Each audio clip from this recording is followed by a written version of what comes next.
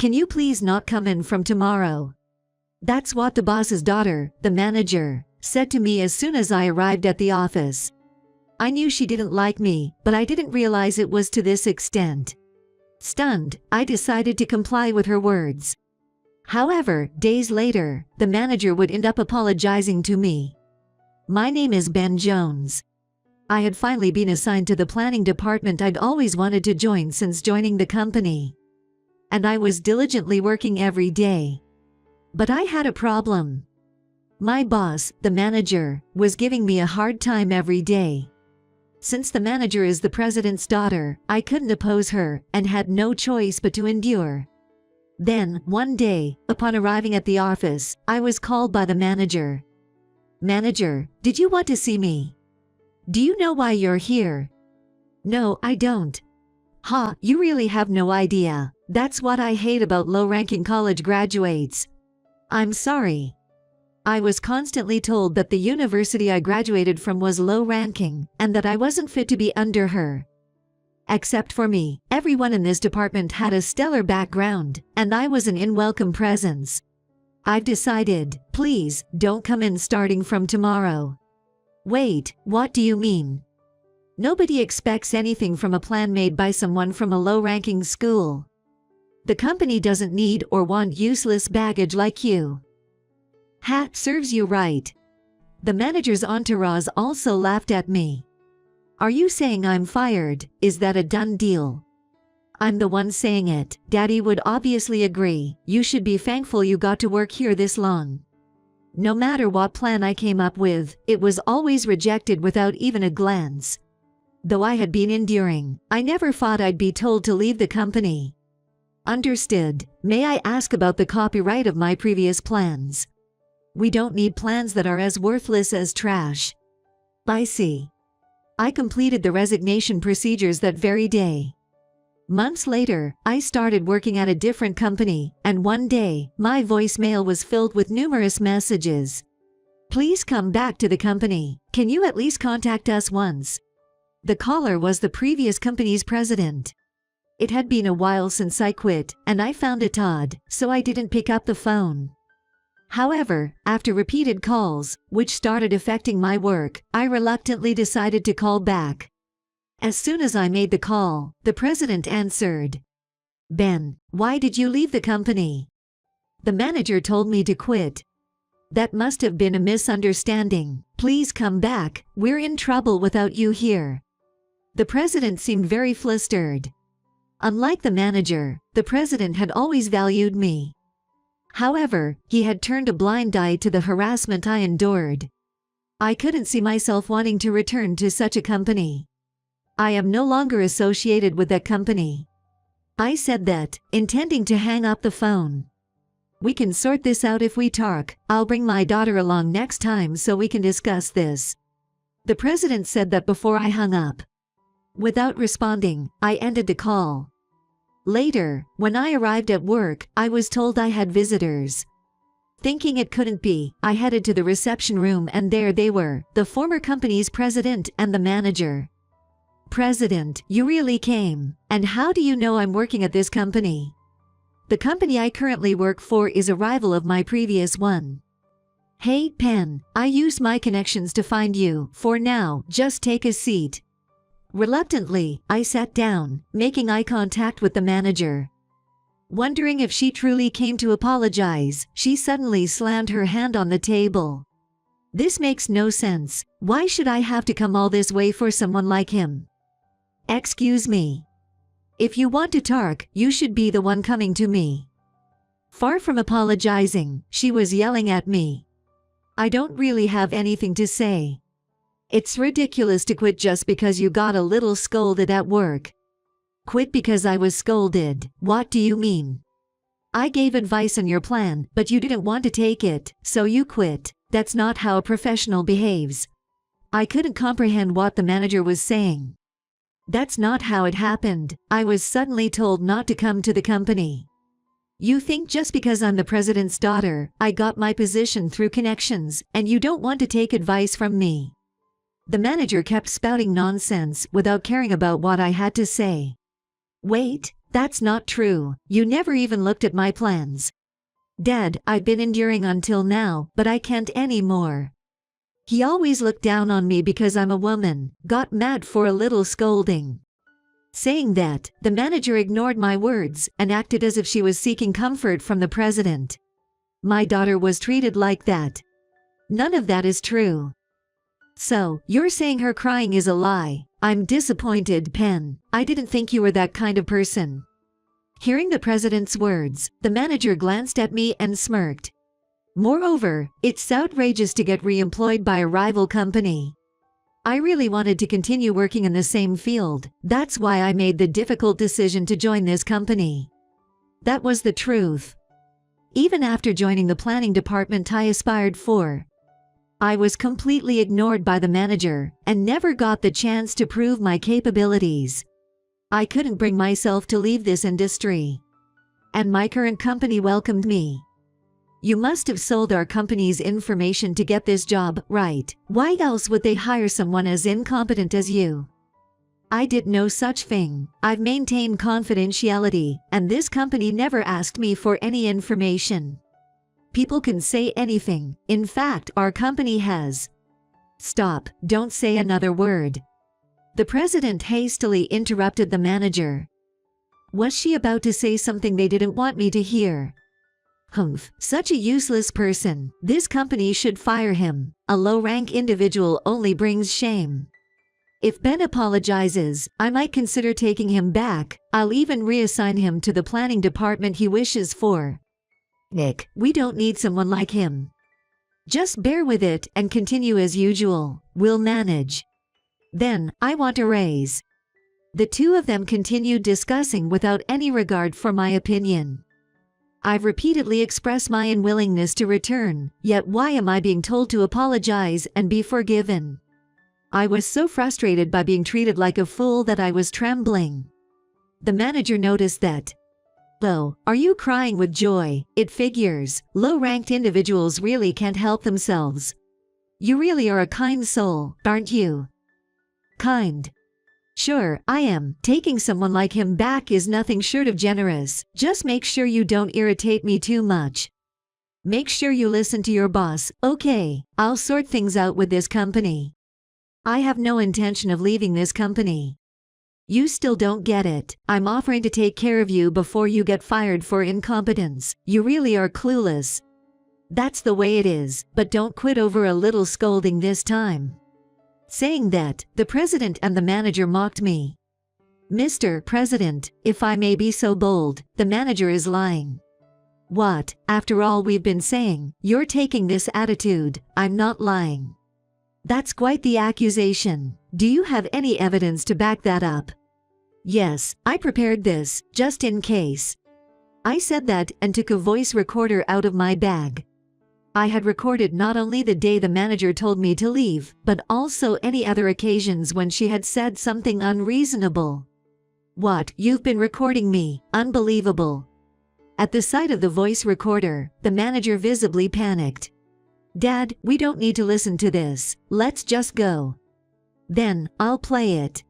I played the recording, ensuring the manager, who was trying to leave, could hear it. The recording clearly captured the manager's voice telling me not to come to the company. What's the meaning of this? My daughter was lying. It's a lie. Days more.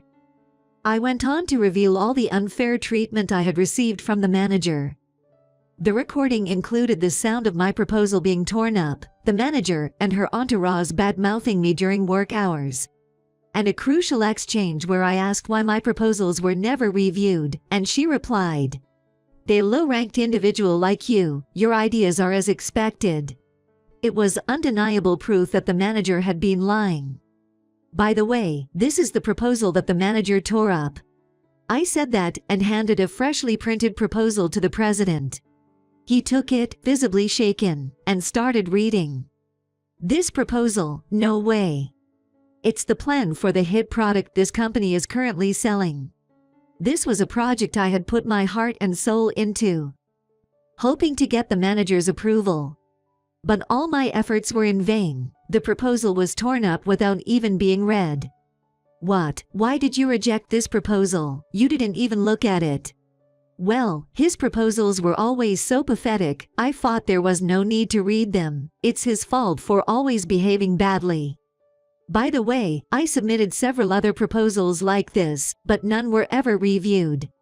I said that and handed another set of documents to the president. Most of them were products that had been developed since I moved to my current company. So it's all true, this too, these were Ben's plans. Yes, I worked hard, hoping to be recognized by the manager, but not once did she look at my proposals. Why would you do something so foolish? I'm not the one at fault here. Wait, these plans were all developed by this company, right? That's a violation of copyright law. What are you going to do about that? Indeed, if we sue, we'll win, right? The president, who had been flustered until a moment ago, suddenly seemed to regain his composure and retorted. The manager looked at me as if to say she'd gotten the upper hand. Manager, don't you remember? What? When I left, you promised to transfer all the copyrights of my projects to me, didn't you? I never said that. I don't remember. You're probably going to say you recorded it, right? What's the point of such verbal agreement evidence?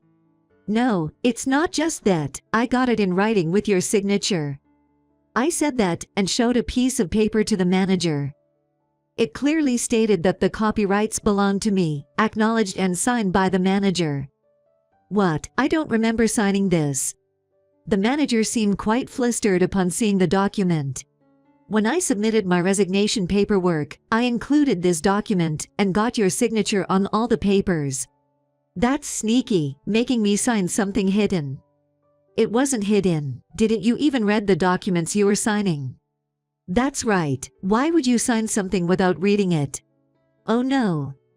The manager's face turned pale. As this document states, I hold all the copyrights. I see, I understand. It seems my daughter was really in the wrong. Dad, don't say such terrible things. Shut up. Do you have any idea how much profit you've cost us? Ugh. Ben, no, Mr. Jones, won't you please consider coming back to our company? I promise to offer you a higher position than before, a better one than your current company can provide. What about me then? You were not ready for the manager position. Start from the beginning again. The president's words made the manager crumble. But such things no longer mattered to me. The president was desperately trying to win me over. So, what do you say? Have you changed your mind about returning? There's no one left to give you a hard time anymore, you know. The president, eyes gleaming, pressed me for an answer. Wanting to leave this situation, I asked the president a question. There's something I want to ask. Sure, ask me anything. It hasn't been long since I left your company, so why are you so desperate to bring me back now? Well. The president's voice suddenly faded. We've been very busy recently. I thought about addressing it sooner, but I couldn't find the time, sorry. I didn't miss the president's eyes darting around as he made excuses. Is that so? Because it seemed like you were mostly playing golf when I was working there. That was necessary for business networking. If you want, I can take you with me from now on. No, that's all right. Feel free to reach out anytime. You're going to be our star player from now on. The president kept talking as if my return to the company was a foregone conclusion. Though he was making concessions, I felt the pressure of don't go against the president. There must be a reason you want me back in the company so badly. Reason? It's nothing grand. I just want to make things right for you, especially since my daughter caused you trouble. The president seemed to be dodging the issue with smooth talk. But I knew the president's real motive, making this all a futile effort. Our company's performance has been growing, and your company has started to stagnate, right? After I joined, the products I planned hit the market successfully, skyrocketing sales and rapidly increasing the company's reputation. I even got interviewed on TV as the planner. Compared to this thriving company, the president's company's performance had been lackluster. Being a traditional company, it failed to incorporate anything new and lacked buzz. Once seen as rivals, the difference between the two companies is now like night and day. Did you see me on TV? Is that why you hastily contacted me? Well, what was it again? Didn't you realize I had left, or that your company's performance wasn't growing until you saw me on TV? I had a lot I wanted to say. Why did he ignore the harassment I was receiving? Why didn't he inquire when I had to leave abruptly for an unreasonable reason? But conveying that to the president now meant nothing. There's no need for me to be involved anymore. Did you think I was unaware of everything? You're a spiteful person. Yes, our company is in a pinch. If you know that, come back quickly. I have no intention of leaving this company. Are you defying me? I was the one who transferred you, a low-ranked college graduate, to the planning department. Are you repaying my kindness with betrayal? I am grateful for being placed in the planning department and offered many ideas in response. However, it was the president's kin who refused to accept them. How dare you speak to me like that? As the president raised his voice, the door to the reception room opened. Our Ben has been of great service to us. Boss. We're in the middle of something. I can't have you entering in unannounced. With all due respect, it's also a nuisance for our company when you come without an appointment. Occupy the reception room and tie up our valuable employee. A person of your level shouldn't be so arrogant. Who do you think I am? My apologies. May I offer you my business card? My boss said that and presented a business card to the president. Humph. The president snatched a business card, and his face turned pale as he read it. My father is busy, so I came in his stead. I will be serving as the CEO from next year. My boss, like the manager, was the son of the company's president and an extremely capable person, set to become the new president next year. I had no idea. My apologies. No problem. We're grateful for the talented individual you provided us. The president bowed, trembling. I was puzzled as to why the president was so anxious. However, we will have to decline the collaboration project you proposed recently. What? You said you consider it to help our company. I did consider it, even though it's a rival company. Seeing a traditional manufacturer falter doesn't feel right. Then why? Seeing the character of you and your daughter, I couldn't bring myself to support you. Please reconsider. I apologize for everything. Watching the president desperately apologizing to my boss, the manager seemed to finally realize the gravity of the situation.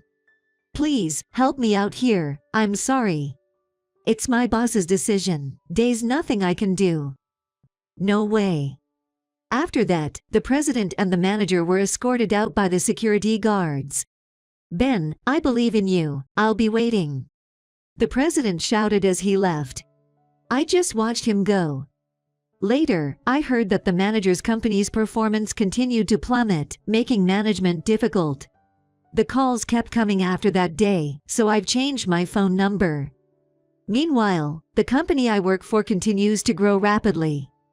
I want to keep working here for the foreseeable future.